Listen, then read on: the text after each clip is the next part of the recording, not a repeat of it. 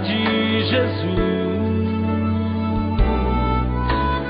não mais ver tristeza, nem morte, pranto ou dor. A base do seu reino é o amor. Cristo voltará, eu sei que voltará. Sinais apontam sua vinda.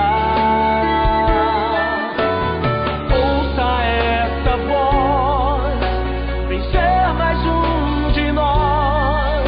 Ouça os passos de um Deus que se aproxima.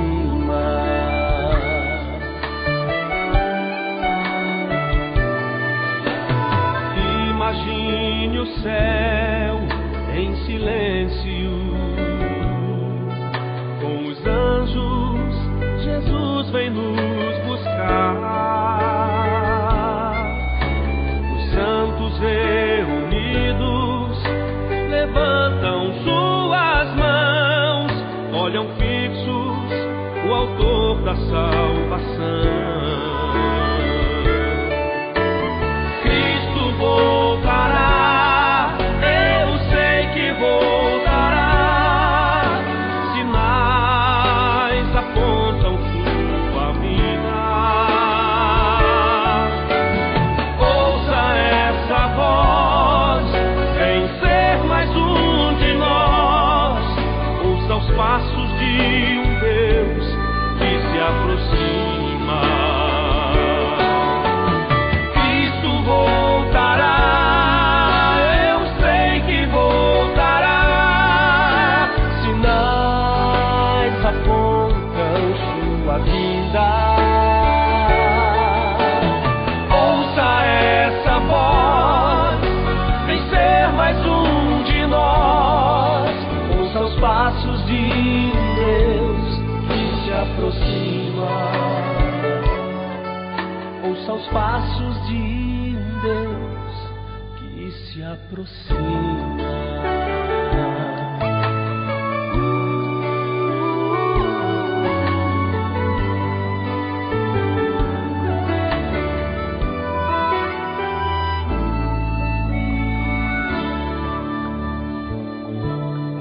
Boa noite a todos.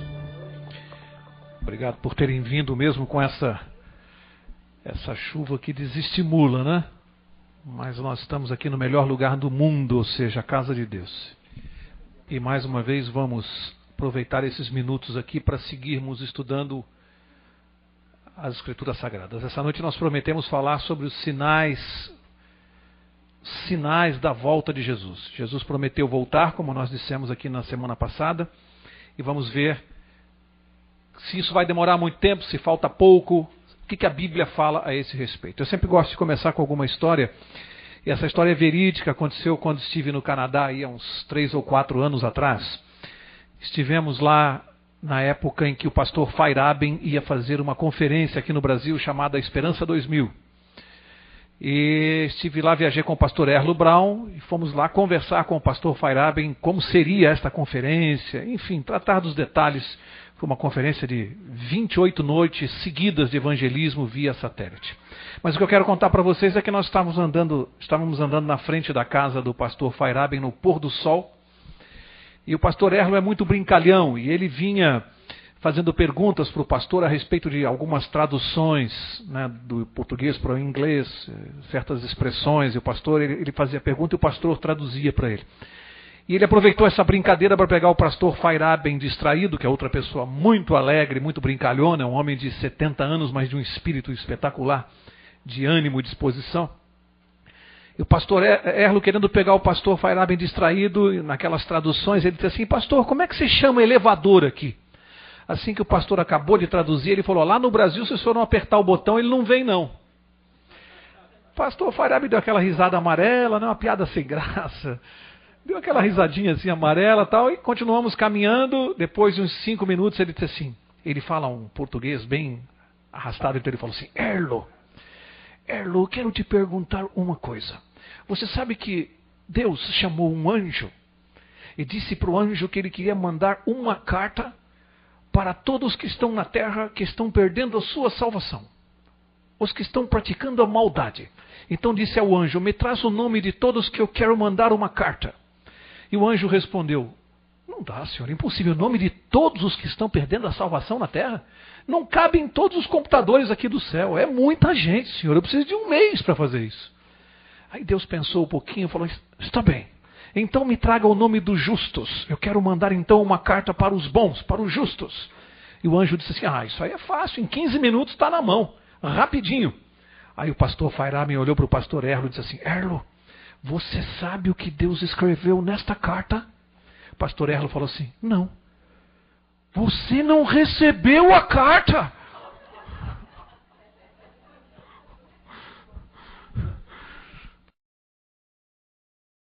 Por que eu fiz essa brincadeira? E você? Você tem lido a carta? Porque essa aqui é a carta de Deus para nós. Você recebeu? Tem lido o bilhetão que Deus mandou para nós? Esta noite você vai ver quanta coisa importante tem de recado para nós aqui, especialmente no tempo que nós estamos vivendo. Especialmente agora. Abra sua Bíblia comigo no Evangelho de João, capítulo 14. Quem não tiver Bíblia, está todo mundo com Bíblia aí? Mar, veja se precisa de alguém auxiliar para localização de passagens. João, capítulo 14. 14, verso 1. Qual é a página na Bíblia de vocês, Aymar? Página 91 do Novo Testamento. João 14, verso 1. João 14, 1. Acharam? Posso ler? Todo mundo já achou?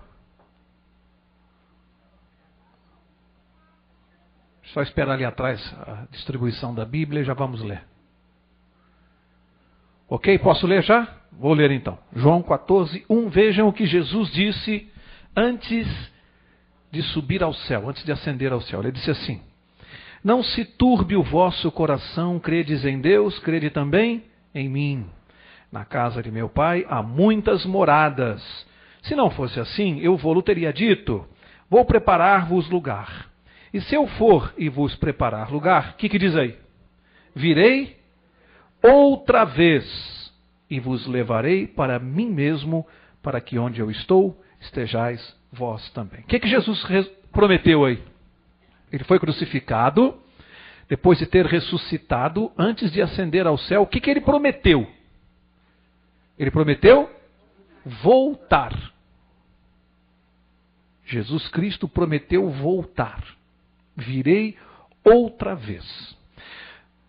Não sei quantos de vocês aqui sabem, há aproximadamente 2.500 passagens na Bíblia que mencionam direta ou indiretamente a volta de Jesus. 2.500 vezes. Imagine, você chegar em casa, apertar lá a sua secretária eletrônica e tem lá um recado do pastor César para mim: Mauro, quando você chegar, liga para mim que eu preciso falar com você. São 6 da tarde. Aí eu aperto o recado seguinte, 6h30, pastor César: Mauro, você não chegou ainda? Por favor, não deixe de ligar para mim. Eu aperto o recado seguinte, são 7 horas. Mauro, estou esperando a sua ligação, é muito importante. Aperto a ligação seguinte, 8 horas, recado dele, 9 horas. Às 11 horas ele deixa um recado assim: Mauro, nem que seja de madrugada, por favor, não durma sem me telefonar, é muito importante. O que você faria? Você ligaria? E 2.500 vezes. É importante? Deus chamou a atenção 2.500 vezes para esse fato. Ou seja, Jesus vai voltar a este mundo. Aí surge uma pergunta óbvia, que já foi feita naquele tempo. Quando? Falta muito? Falta pouco? O que a Bíblia fala sobre esse assunto? Quando é que Jesus vai voltar? Isso foi uma preocupação que os próprios discípulos manifestaram quando ele disse isso aqui. A pergunta deles foi óbvia: Senhor, quando é que isso vai acontecer? Vamos ver o que Jesus respondeu. Aliás, ele pregava muito sobre esse assunto. Jesus fez muitos sermões falando desse assunto. Lucas capítulo 21. Lucas capítulo 21. Página 72 do Novo Testamento, na Bíblia Azul.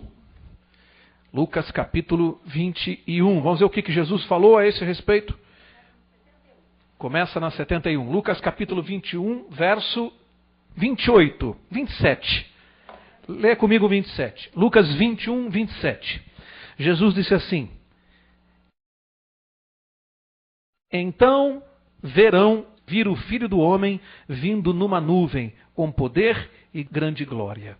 E aí ele disse assim: Quando estas coisas começarem a acontecer, olhai para cima e levantai as vossas cabeças, porque a vossa redenção está próxima. Jesus disse assim: olha, quando estas coisas começarem a acontecer, erga a sua cabeça, olhe para cima, porque a minha volta está próxima.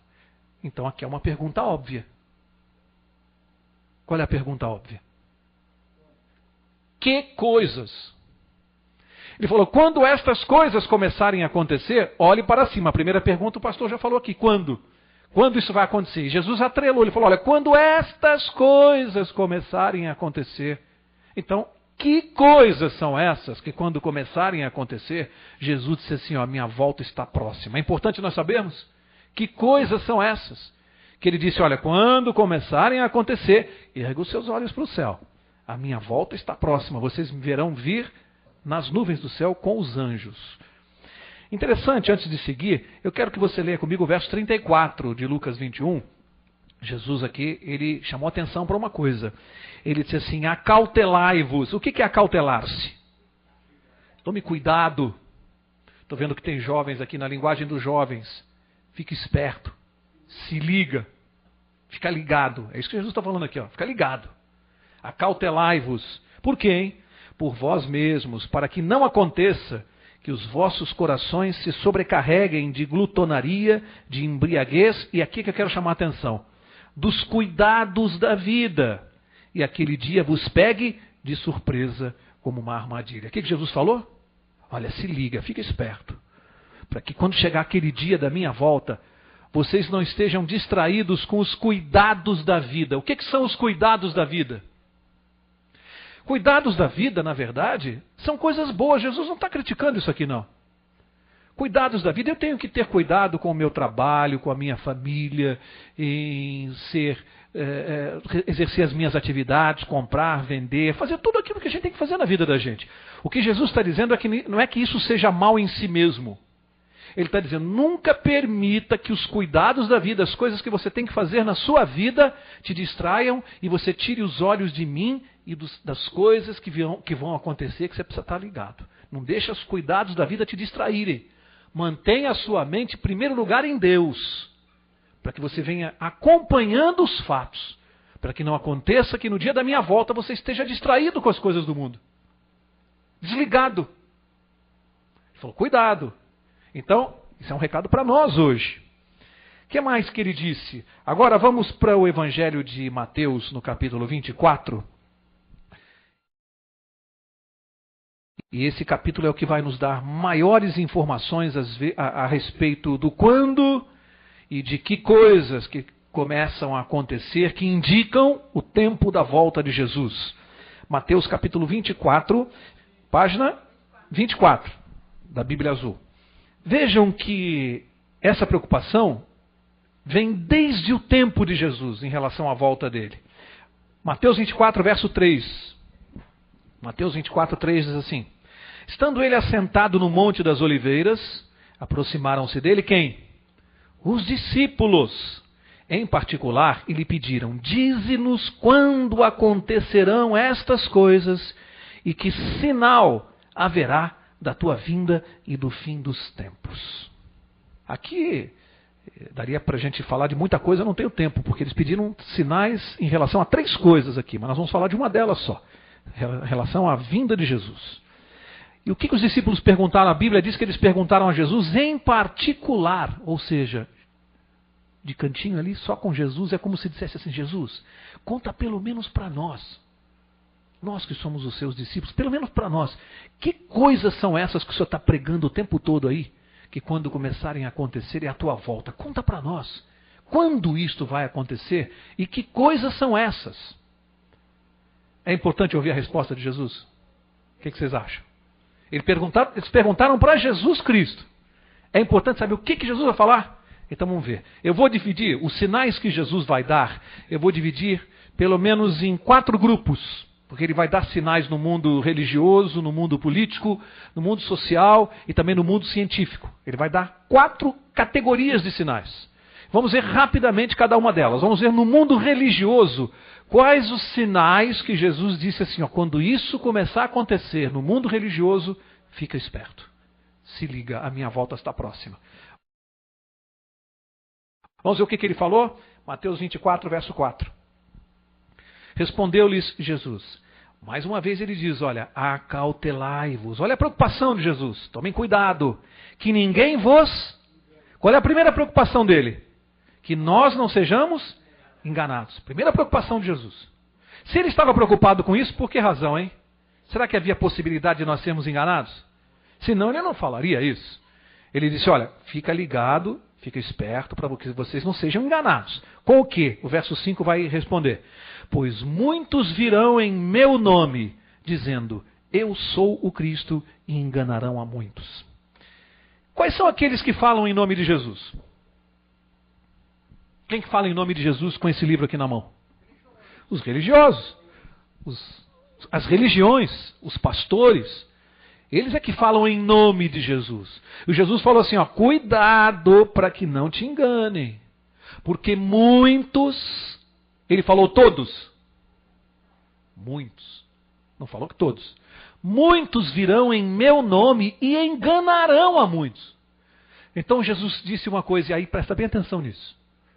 Um dos sinais da volta de Jesus seria quando as religiões começassem a proliferar de tal maneira e começassem a enganar as pessoas. Hoje, segundo a última estatística que eu li, esse número talvez já esteja ultrapassado, não sei se o pastor tem números mais recentes. A última estatística que eu li, nós já temos no mundo 324 diferentes denominações religiosas. Esse número já pode ter sido ultrapassado. Mais de 324 denominações diferentes. Só no Brasil, se você olhar, a cada esquina existe Evangelho de Jesus não sei o quê, Igreja do Reino de não sei o quê, Igreja do Cristo Vivo, Igreja de não sei o quê. Não, aqui não estou criticando religiões, por favor, eu estou lendo Bíblia. Só que a cada esquina uma nova denominação religiosa. Qualquer cidadão hoje funda uma igreja.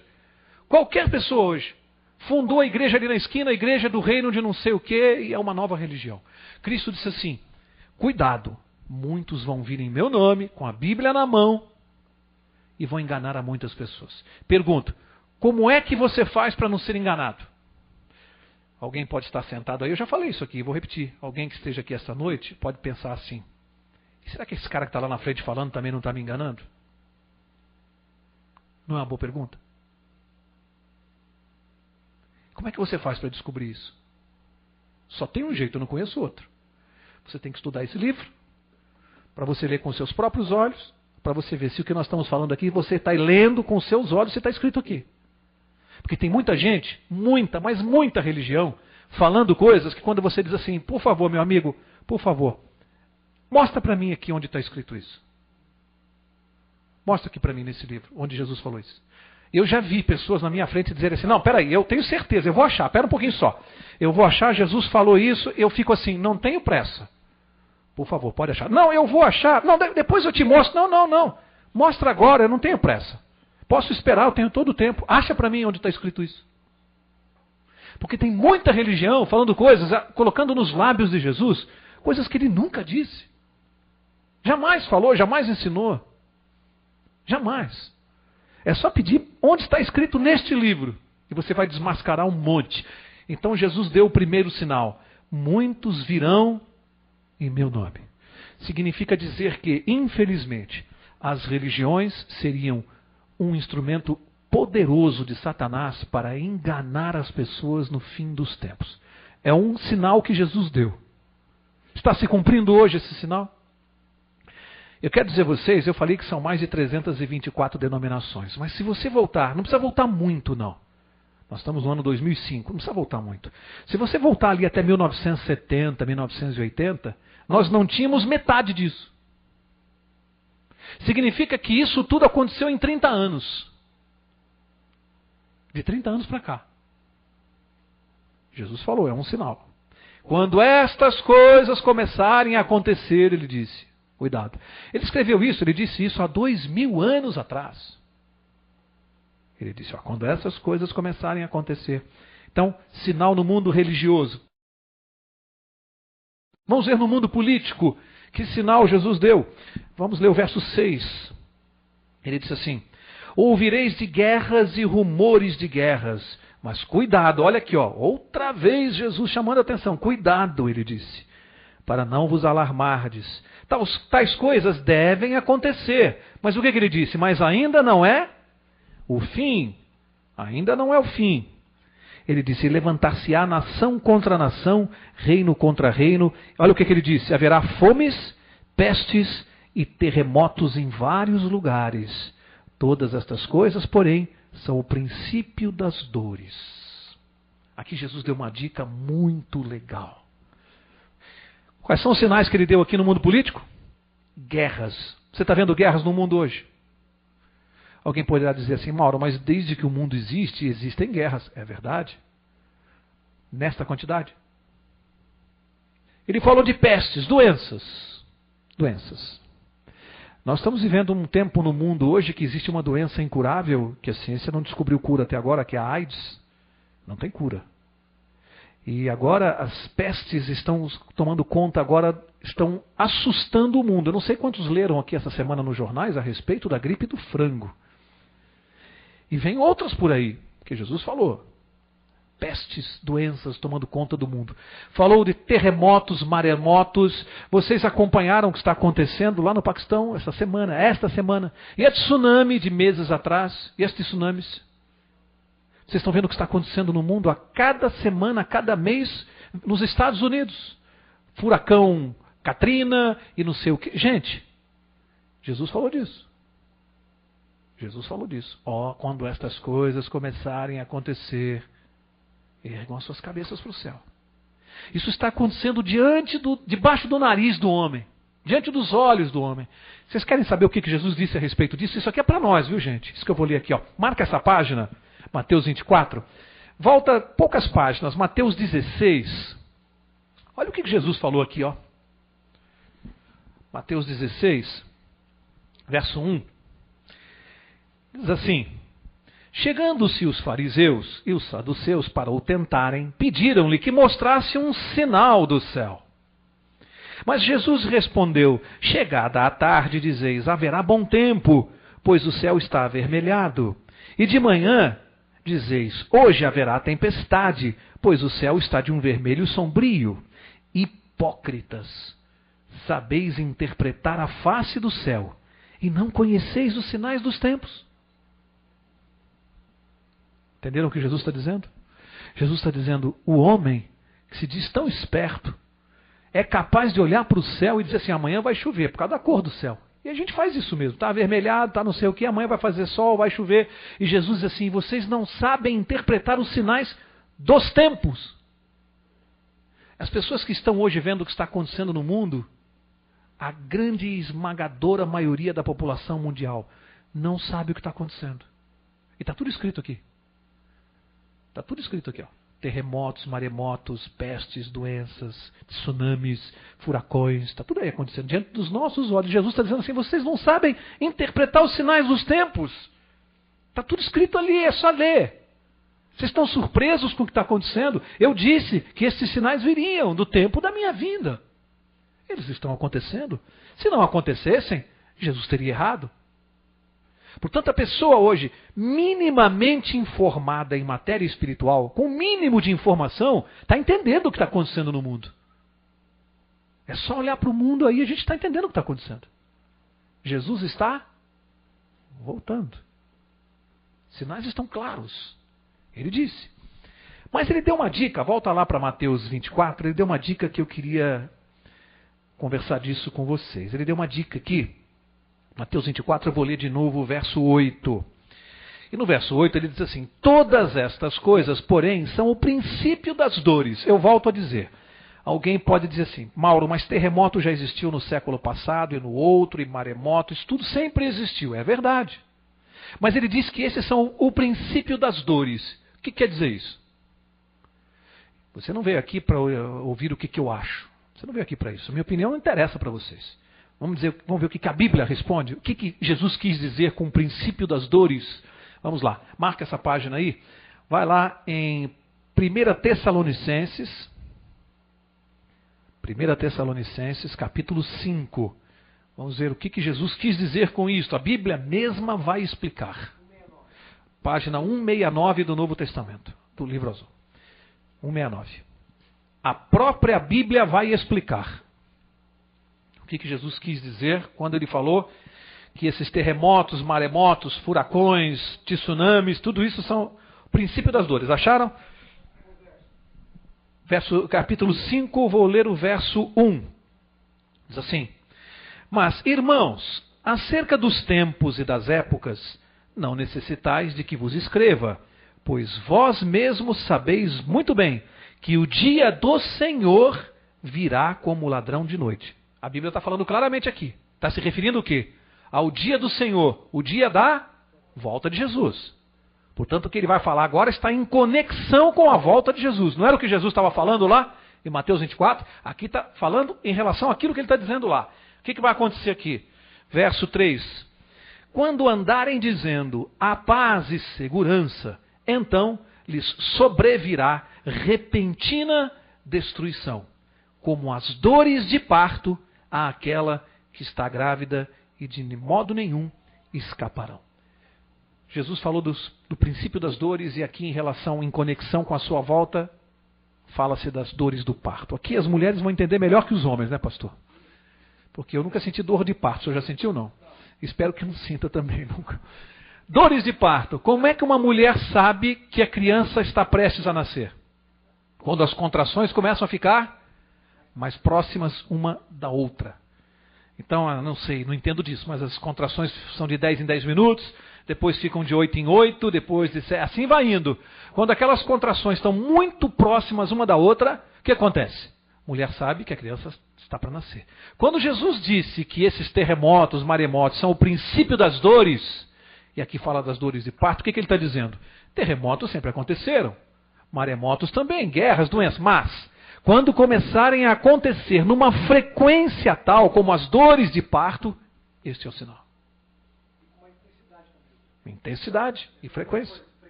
E intensidade. No momento estão com a frequência e intensidade que ele falou, como as dores de parto?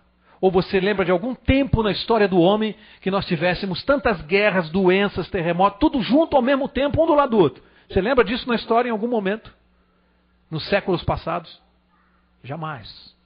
Havia uma guerra, demorava séculos para ver outra. Hoje nós temos ao mesmo tempo, você pode se divertir na televisão, né? Você está com o controle remoto ali, você fica no jornal assim, bom, deixa eu ver se eu vou ver da guerra do Iraque, deixa eu ver se eu vou ver da guerra do não sei o quê, católico contra protestante, guerra aqui na Argentina, as Malvinas, guerra não sei o quê. Olha, não sei quantas guerras existem atualmente no mundo em andamento. Eu não sei. Sem contar as guerras sociais, né? Porque se você for à favela lá no Rio de Janeiro, aquilo é uma guerra civil. Aquilo é guerra também.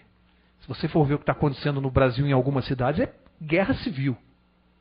A polícia não consegue subir no morro, né? Nem se atreve a subir. Lá existe uma lei própria. Está tudo aqui, como as dores do parto. Que sinal Jesus deu no mundo social, no mundo, nas nossas relações sociais? Volta lá para Mateus 24. Então já vimos o sinal no mundo religioso, sinais no mundo político, agora vamos ver sinais no mundo social, os eventos sociais que podem nos indicar a volta de Jesus. Mateus 24, vamos ler o verso 10. Jesus disse assim: nesse tempo muitos se escandalizarão, trair-se-ão mutuamente e se odiarão uns aos outros. Você tem visto isso? Não, né? Ódio assim no mundo? A gente não tem visto isso, né? Tá legal demais viver aqui, né? Se odiarão uns aos outros. Aí diz assim: surgirão muitos falsos profetas e enganarão a muitos. Olha Jesus repetindo aqui a preocupação dele. Mais uma vez ele está alertando. E aí diz assim: por se multiplicar a iniquidade, o amor de quase todos esfriará. Você quer entender isso aqui melhor? Mais detalhado? Avança ali para 2 Timóteo, lá no Novo Testamento, e vamos ver isso aqui com mais detalhes. É como se nós pudéssemos bater uma foto espiritual da humanidade hoje. Vejam-se o que eu vou ler aqui agora. 2 Timóteo, capítulo 3. 2 Timóteo 3. 175 da Bíblia Azul. Vejam, isso que eu vou ler aqui, se não é praticamente uma fotografia espiritual da humanidade hoje. O que eu vou ler aqui. Veja se não é a foto do homem contemporâneo. Achou aí? 2 Timóteo 3, verso 1. Está assim, olha. Sabe, porém, isto. Nos últimos dias... Do que está falando? De hoje, do tempo da volta de Jesus. Nos últimos dias. Está bem claro aqui, né? Nos últimos dias... sobrevirão tempos, vão ser facinhos os tempos, bonzinhos os tempos. A Bíblia está dizendo que os tempos serão difíceis. Os tempos serão difíceis mesmo, não vai ter moleza no tempo da volta de Jesus. Pois os homens serão amantes de si mesmos, gananciosos, presunçosos, soberbos, blasfemos, desobedientes a pais e mães, ingratos, profanos, sem afeição natural, irreconciliáveis, caluniadores, sem domínio de si, cruéis, sem amor para com os bons, traidores, atrevidos, orgulhosos, mais amigos dos prazeres do que amigos de Deus. O que vocês acham? É um bom retrato do homem moderno? É o próprio homem moderno isso aqui. Tudo isso aqui a gente está vendo. Tudo isso aqui. E a Bíblia descreveu, ó, você quer saber como é que vai ser o homem do tempo do fim, da volta de Jesus? Agora, eu li dentre este elenco de elogios, né? Porque vocês viram quantos elogios, né? Quanta coisa legal, né? Mentiroso, só faltou dizer assim, safado, pilantra, sem vergonha, só faltou isso aqui, porque traidor, falou, de outra maneira, está tudo aí, né? Orgulhoso, amante de si mesmo, o que é? Egoísta, entendeu? Está aí, está um retrato. Agora, existe uma expressão aí, que eu gostaria de mostrar se esse é um sinal do tempo do fim específico. A Bíblia falou que o homem não teria afeição natural. O que vem a ser não ter afeição natural? Você veio aqui ouvir minha opinião? Não. Vamos deixar a Bíblia responder o que era o homem não ter afeição natural. Livro de Romanos, Novo Testamento, capítulo 1. Romanos 1. Vamos ver esse sinal aqui do fim dos tempos. 124. Romanos capítulo 1. Você vai ver comigo se você tem visto isso aí ou se é apenas uma coincidência. Romanos 1, verso 25. Romanos 1, 25. Diz assim: mudaram a verdade de Deus em mentira e honraram e serviram à criatura em lugar do Criador, que é bendito eternamente. Amém. Preste atenção, verso 26. Pelo que Deus os abandonou às paixões infames, até as suas mulheres mudaram o uso natural no contrário à natureza. Semelhantemente também os homens, deixando o uso natural da mulher, inflamaram-se em sua sensualidade uns para com os outros, homem com homem, cometendo torpeza e recebendo em si mesmos a penalidade devida ao seu erro. Do que a Bíblia está falando aqui? A sua tradução é melhor ainda? Lê então a sua tradução aqui, pastor. Existe um detalhe aqui que na Bíblia do Mauro não aparece.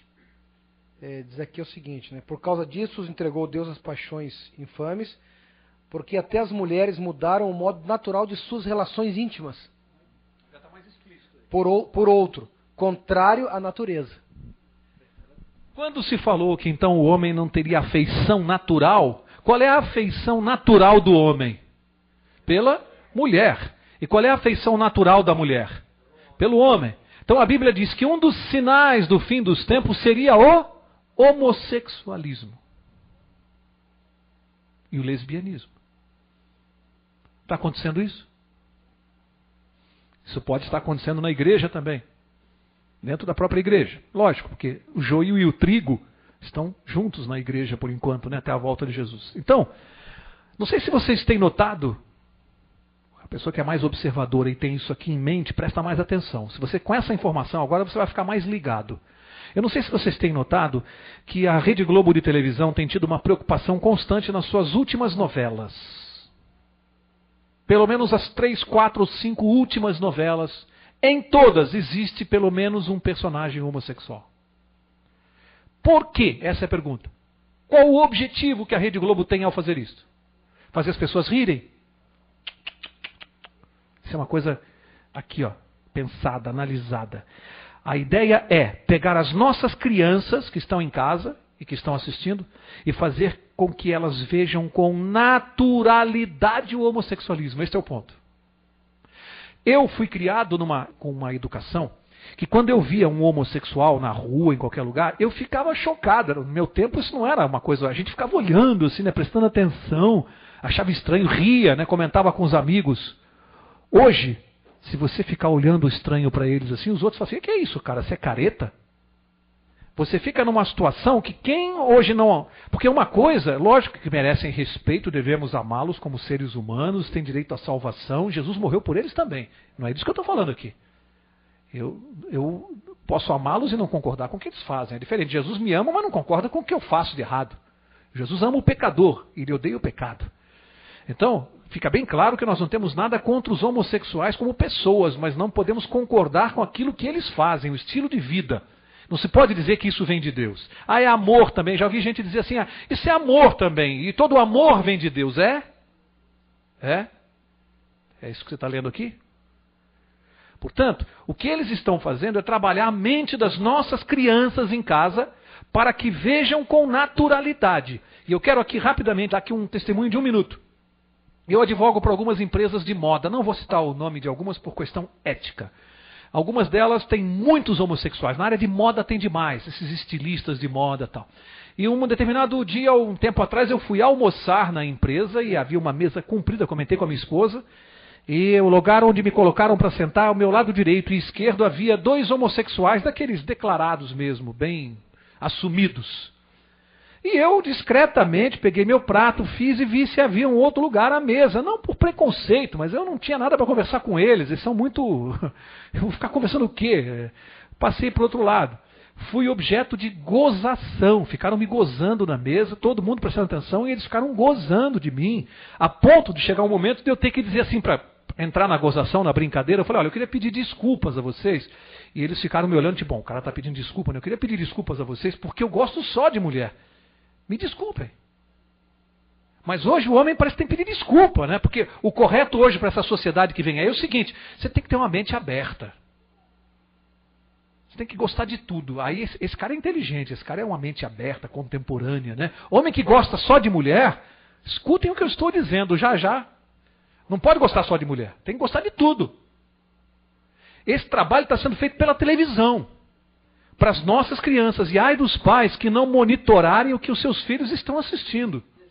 Desenhos. Eu ouvi falar do Rei Leão outro dia. O Rei Leão, eu não sabia, meu filho me chamou a atenção, no desenho do Rei Leão, inventaram agora um leão gay. Leão gay, onde já se viu um troço desse?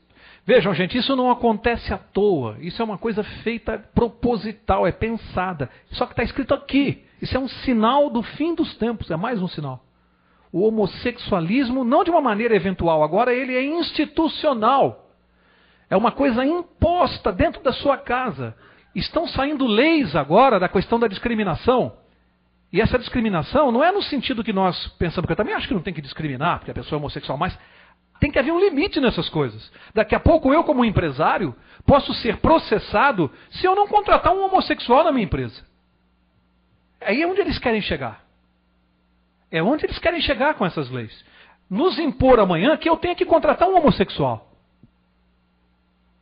Então isso aqui é sinal do fim dos tempos. Foi dado, está aqui para nós, está diante dos meus olhos. Vocês estão entendendo? Não é um sinal isolado que Jesus deu. Mundo religioso, mundo político, mundo social, tudo acontecendo ao mesmo tempo. É ao mesmo tempo. Você tem que juntar esses fatos, tudo hoje, tudo agora na nossa vida. Então os sinais estão muito evidentes. Vou dar o último aqui, agora no mundo científico. Último, Daniel capítulo 12. Daniel 12, vamos ver qual foi o sinal bíblico do fim dos tempos. Isto, pastor. 12:4. 12:4 diz assim. Página 598 do Velho Testamento na Bíblia Azul.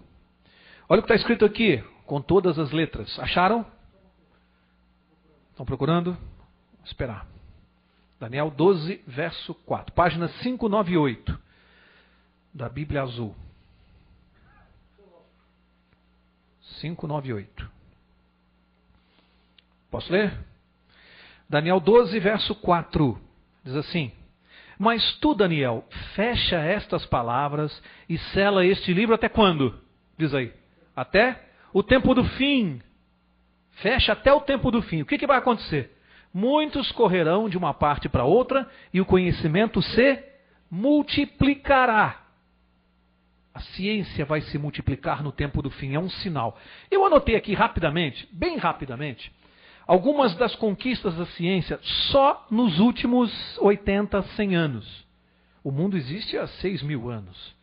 Eu anotei só nos últimos 100 o que o mundo se desenvolveu, só para vocês terem uma ideia. Só no último século o homem descobriu luz elétrica, imprensa, telefone, automóvel, avião, foguete, rádio, televisão, fibra ótica, fax, internet e vai por aí afora para não ficar lendo até amanhã.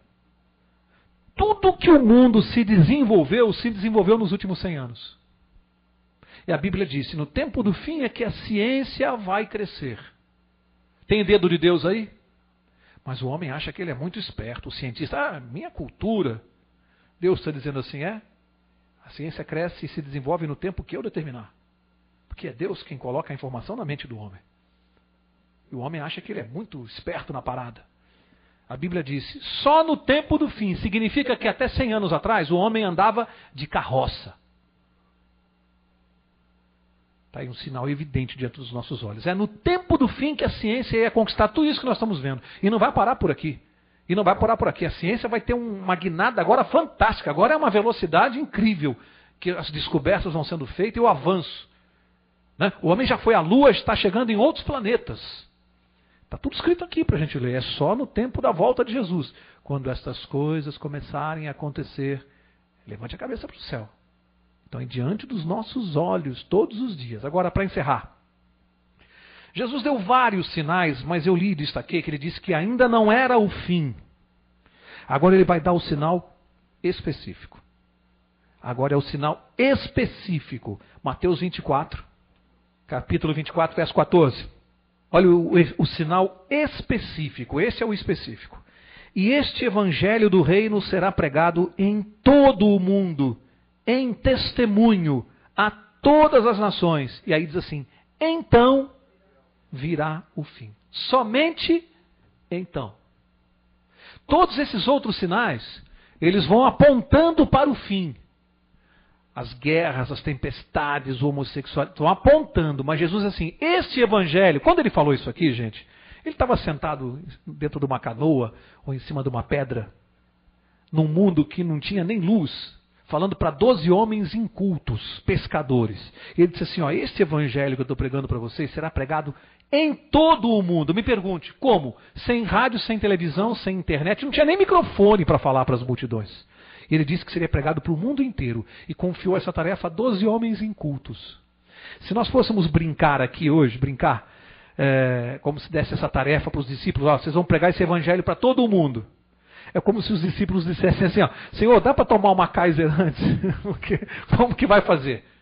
Como que eles vão sair para pregar o evangelho? Para todo o mundo. Porque hoje é fácil, né? Eu pego um avião e vou lá na China. Hoje eu levo um tradutor comigo.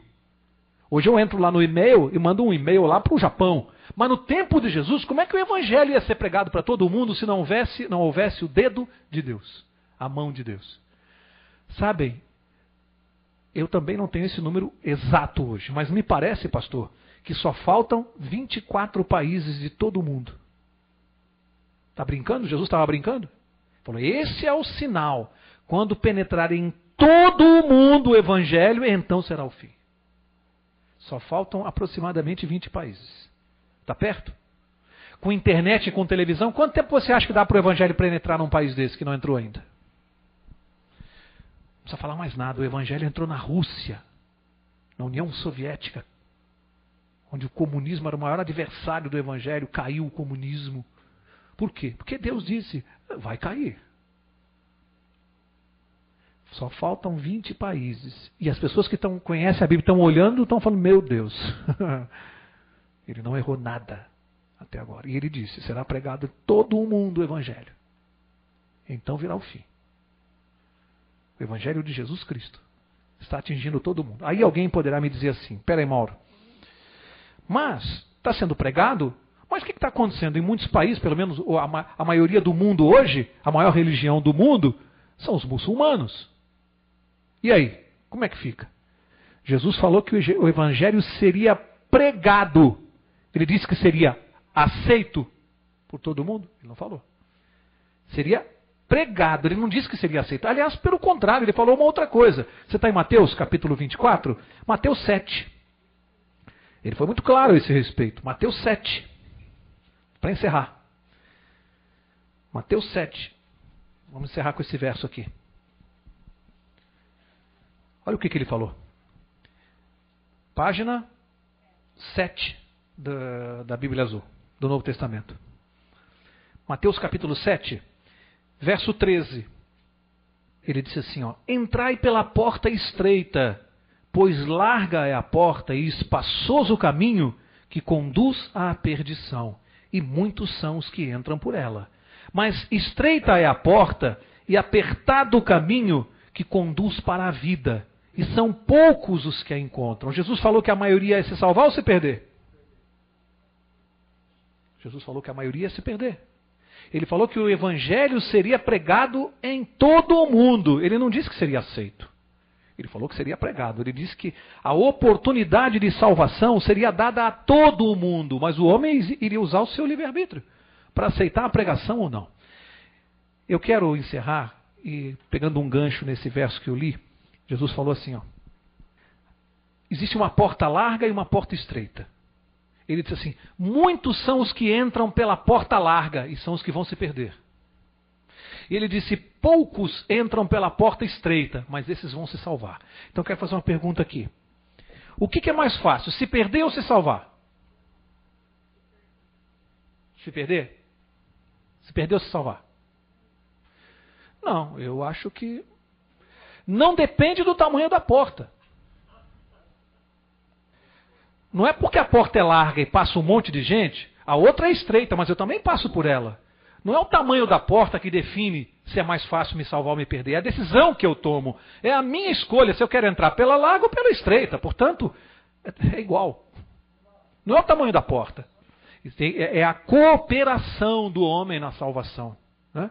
Tem o meu livre-arbítrio, mas eu escolho a porta. Portanto, não é o tamanho da porta que dimensiona a facilidade ou a dificuldade de eu me salvar. Não tem nada a ver com o tamanho da porta. O que Jesus disse é que pela porta larga passa a maioria. A boiada, os que vão se perder, passam pela porta larga. Significa o seguinte: em matéria espiritual, as maiorias sempre estiveram erradas. Você quer perder a sua salvação? É só você fazer o que a maioria está fazendo em matéria espiritual. É fácil.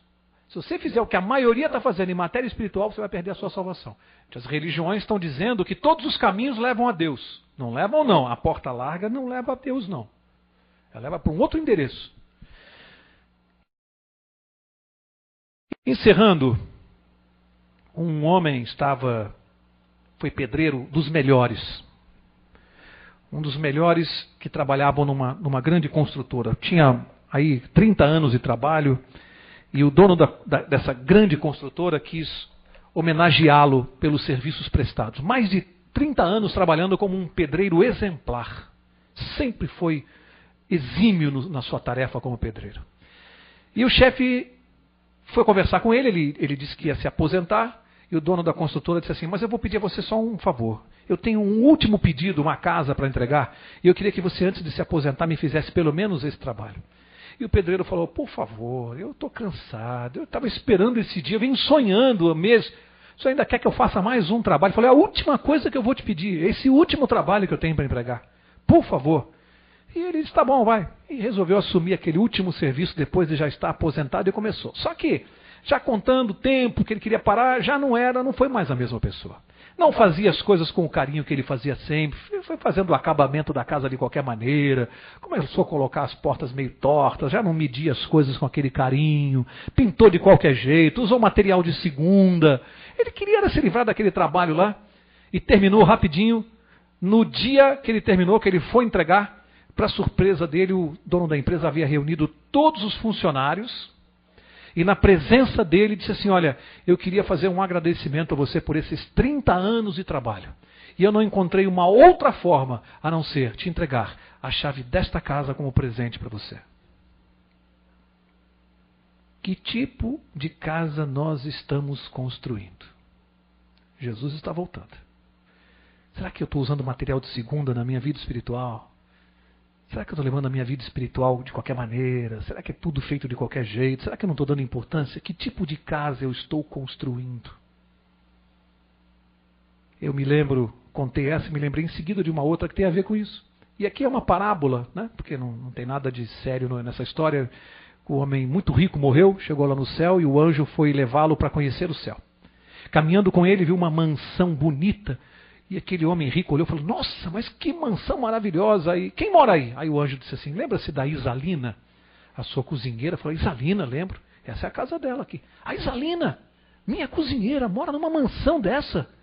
Que coisa! Continuaram andando, lá na frente um outro palacete. Ele parou e falou: nossa, deixa eu ver essa casa. Que casa? Quem que mora aí, hein? Você lembra do Benedito, seu motorista? Falou: Benedito, lembro. Falou: ele é que mora nessa casa aqui. O Benê, meu motorista, mora nessa casa.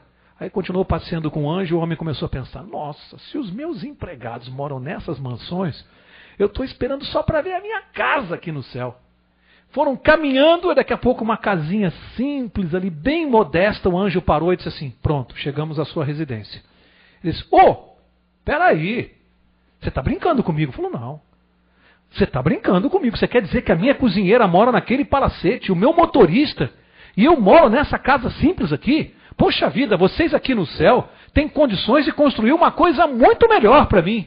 O anjo disse assim: é verdade, aqui nós construímos casas, mas o material são vocês que mandam lá da terra.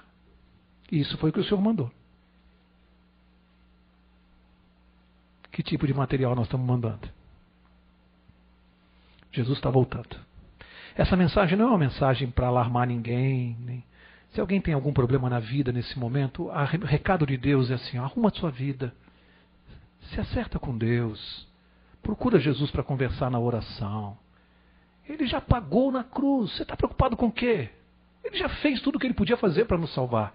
A nossa parte é cair de joelhos, pedir perdão, nos arrependermos, abandonarmos o que estamos fazendo de errado na vida. Chegou a hora de largar. Acabou a brincadeira, gente. O tempo está no fim. Se alguém ainda tem um vício na vida, um mau hábito, um mau costume, frequenta maus lugares, o recado de Deus para você essa noite é: sai daí, larga isso. Isso não é para você. Larga de uma vez. Vou pedir ao pastor para encerrar com a oração. Vamos ficar em pé, então, para a oração final. Bondoso Deus, nosso Pai, obrigado, Senhor, porque em Tua palavra, em Tua carta, Tu escreveste para cada um de nós, dando-nos, Senhor, advertências, abrindo os nossos olhos, para que no final dos tempos estejamos preparados para encontrar Jesus, quando vier buscar cada um de nós para estar para sempre com Ele. Os nossos amigos, irmãos que estão aqui, que estejamos atentos, Senhor, a esses sinais. Não em virtude do sinal, mas acima de tudo, Senhor, do nosso amor e do nosso comprometimento e aceitação da pessoa maravilhosa do Senhor Jesus Cristo. Dá-nos uma noite feliz, que nós possamos aprender cada dia mais sobre Tua palavra, em nome de Jesus. Amém, Senhor. Que o Senhor te abençoe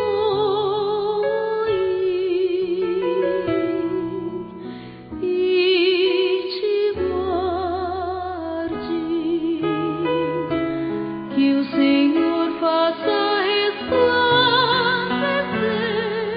seu rosto sobre ti e de ti tenha misericórdia. Que o Senhor levante sobre ti seu rosto e te dê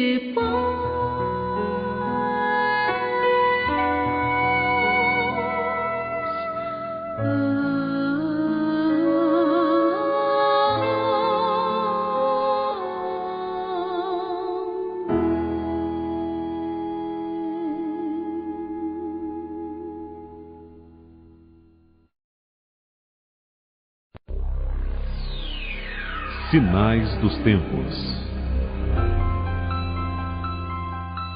A Bíblia é um livro de promessas. E nela há várias promessas apontando para um novo céu e uma nova terra e uma vida de paz e felicidade. Mas para que estas promessas possam ser cumpridas, uma outra terá de se tornar realidade: a volta de Jesus.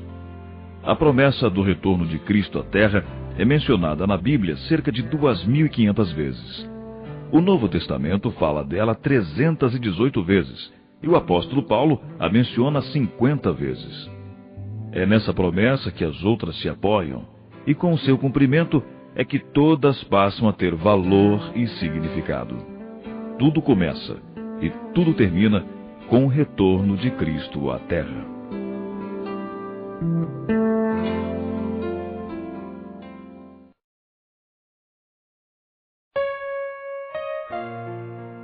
Nós vimos que Jesus vai voltar. Eu acho que ficou claro para todo mundo aqui. Agora a pergunta é: como é que vai ser isso, hein? Será que Jesus vai aparecer pregando na Praça da Sé? Ele vai voltar, vai aparecer nos Estados Unidos da América, num programa de televisão? Como é que vai ser a volta de Jesus? Vocês querem saber?